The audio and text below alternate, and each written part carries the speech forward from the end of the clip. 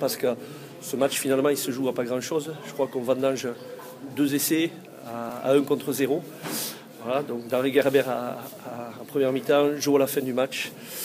Donc voilà, une bonne mi-temps pour Béziers et une belle deuxième mi-temps pour l'USAP qui mérite sa victoire. Donc bravo à eux, c'est une belle équipe, c'est une belle rencontre.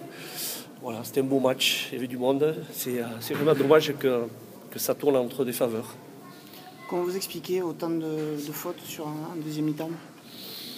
Je ne sais pas, peut-être qu'ils ont une profondeur de banc qu'on n'a pas, donc de la fatigue, un manque de lucidité. Là, je trouve que ça fait quand même beaucoup de fautes, donc il faudra revoir à la vidéo ce qui s'est passé et pourquoi on a fait ces fautes-là. Mais après, je vous dis, j'ai quand même aimé le panache des joueurs qui va chercher la victoire en fin du match et je trouve que c'est la bonne option. Donc, un, par rapport à l'état d'esprit et deux, parce que je vois qu'Assegou a juste pointé à l'embut et il nous l'a fait à la Fidjienne, donc c'est un peu dommage. Ces 2 essais, c'est un scénario qui se répète souvent en la Méditerranée, une seconde mi-temps vierge de points. C'est quoi? C'est physiquement que ça pêche? Eh bien, je vous parlais de profondeur de banc.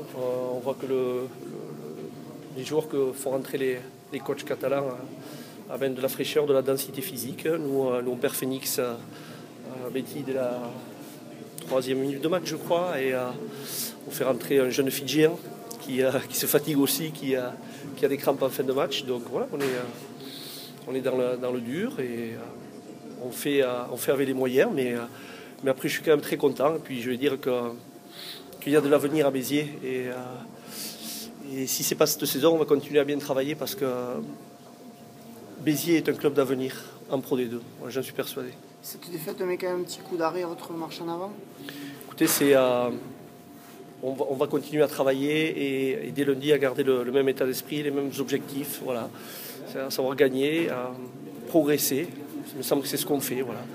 Aujourd'hui, voilà, à chaud, c'est difficile d'analyser, mais ça se joue à rien du tout. Donc, je me dis qu'on n'est pas loin de la vérité. Sachant que c'est un gros morceau encore qui vous attend le week-end prochain?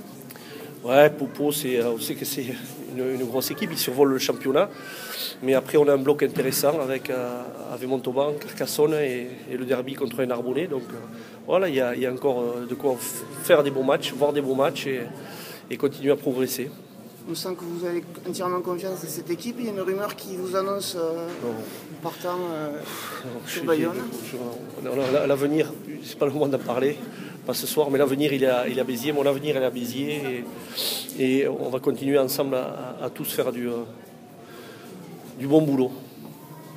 Merci.